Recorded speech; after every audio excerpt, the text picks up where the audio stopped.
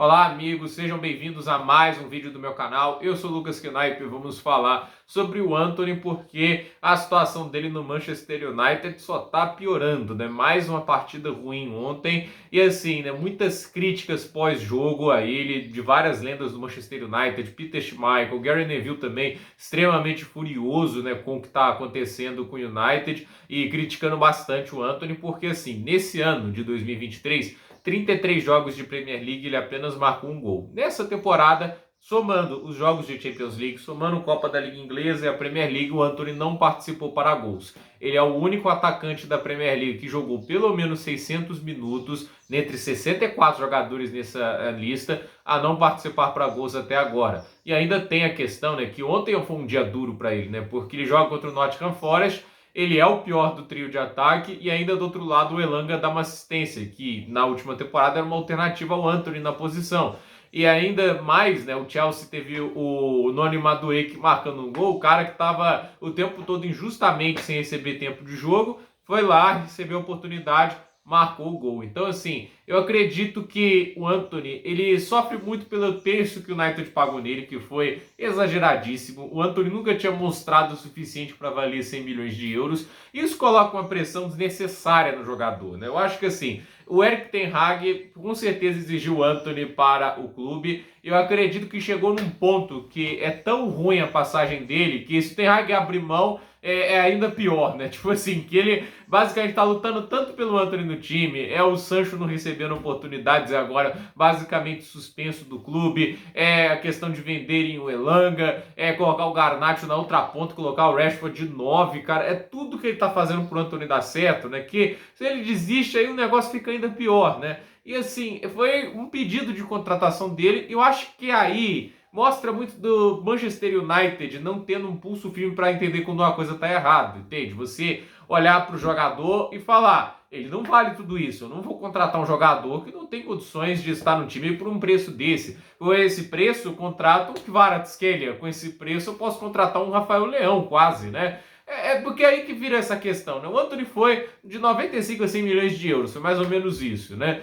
O Rafael Leão estava por 115 milhões, no momento lá que estava numa briga em relação a contratos dentro do Milan, e acabou que eles deixaram a oportunidade passar, como muitos outros clubes, e o Rafael Leão seguiu no Milan, renovou o contrato. E é muito mais jogador do que o Antony, né? E você vê vários jogadores, inclusive dentro do Ajax. O Kudus tem 6 gols nessa Premier League. Ele não foi titular em todos os jogos. Então, assim, o Kudus em 6 gols nessa Premier League. Se a gente lembrar que o Antony na Premier League passada teve 5 gols, e somando jogos desses, ele só tem 5 gols em toda a passagem da Premier League, jogando no Manchester United, enquanto o Mohamed Kudus no West Ham nessa curta passagem, sendo ele mais um meio atacante do que um ponta, um centroavante, já tem 6 gols. Então, assim, você vê que havia opções melhores e mais baratas. O West Ham pagou menos de 45 milhões de euros para contratar o Mohamed Kudus. Então, assim, é uma amostra do que você ter dinheiro não necessariamente vai ser sinônimo de sucesso, né? Você precisa saber em quem vai investir. E eu acho que o United sente falta de um cara do perfil do Mohamed Kudus. Eu acredito assim, o esquema do Ten Hag atrapalha tudo isso, mas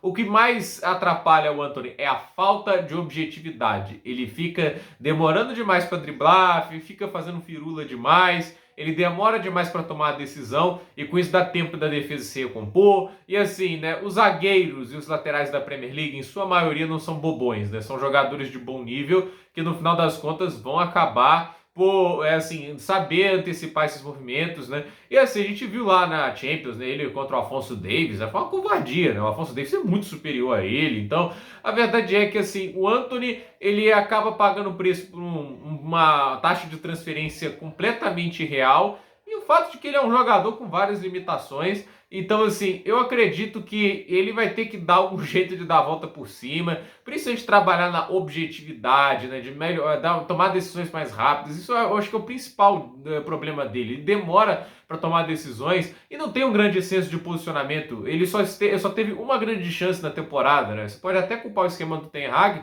mas aí cabe o jogador também se disponibilizar para as chances, criar essas oportunidades via movimentação. Então, assim, a verdade é que ele é a transferência mais flopada do mundo atualmente. Porque assim, o Sancho pode ser muito ruim também para o Manchester United, mas de se lembrar, ele foi mais barato e ele produziu mais gols barras assistências do que o Antony na era Ten Hag, mesmo com o técnico preferindo muito brasileiro. Então assim, para mim o Sancho é outro nível de talento perto do Antony. E assim, o Ten Hag, ele paga o preço pela teimosia dele de querer um jogador que não valia aquele preço todo e que, sinceramente, não tem entregado absolutamente nada para o time até agora. Então, vamos ver aí o que vai acontecer disso, mas com certeza acho que é a pior transferência do United nos últimos anos. Eu acho pior que a do Pogba. Eu acho que, assim, é uma transferência que foi cara demais e não traz retorno nenhum. Inclusive, acho que ele, quando tá em campo, tem atrapalhado mais do que ajudado, né? Tipo, acho que o ataque hoje do United titular devia ser Garnacho numa ponta, Rashford na outra e o Højlund na frente, né? O Højlund tem que dar chance pro cidadão, né? Vai que ele começa a desencantar, né? Mas a verdade é que o United tem outra taxa de transferência absurda para um jogador, a meu ver, que precisaria de lapidação